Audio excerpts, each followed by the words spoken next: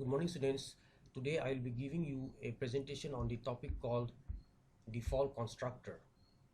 This will be just a continuation of my previous presentation. In the last presentation, I have given you a lecture on the topic constructors in Java. We have come to know that a constructor is a special method having the same name as that of a class. For example, if the name of the class is computer, then the name of the constructor will also be computer. I have also discussed about the properties of constructors in my earlier presentation. Now let's come to today's topic, that is default constructor. Now see this text, default constructor. Like methods, constructors can also take parameters. But a constructor without any parameter is called a default constructor. That means a parameterless constructor is called as a default constructor.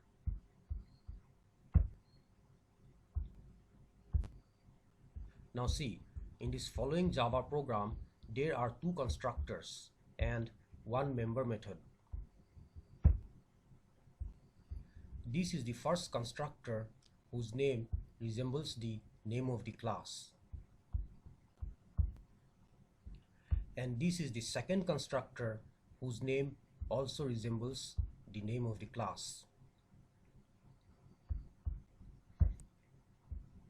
But this member method is not a constructor because its name do not resemble the name of the class. So constructors are the special methods whose name resembles the name of the class, and the methods whose name do not resemble the name of the class, like here in this case Ch4part9.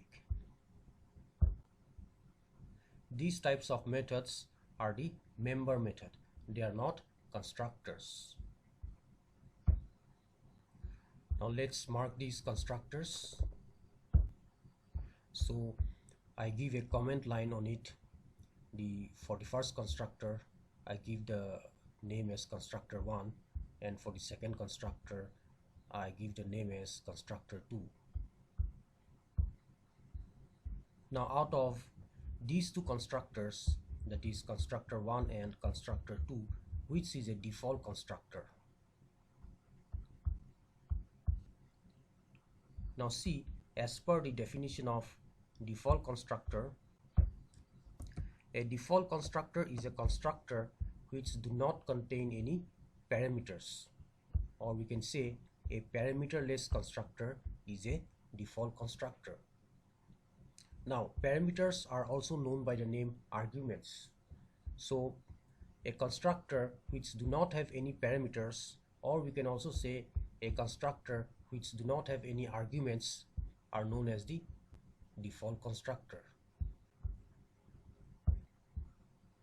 Now in the following program, the first constructor, that is constructor 1, do not contain any arguments, or we can say they do not contain any parameters. But the second constructor, identified by the name constructor 2, in the comment line consists of two parameters or two arguments. Those are W and F of type float and string respectively. Since the second constructor, whose name is cake, consists of two parameters W and F, so this is a parameterized constructor. But the first constructor, whose name is cake, do not contain any parameters, or they do not contain any arguments. So such constructors which do not contain any parameters are known as the default constructor. So it is the constructor 1 which is the default constructor, not the constructor 2, because the constructor 1 is the constructor public cake which do not contains any parameters or arguments, whereas the constructor 2 is the constructor public cake but it takes two parameters or two arguments which are w and f. So that's why, as the first constructor which does not contain any parameters is known as the default constructor. So let me denote this constructor as a default constructor. I labeled it in the comment line.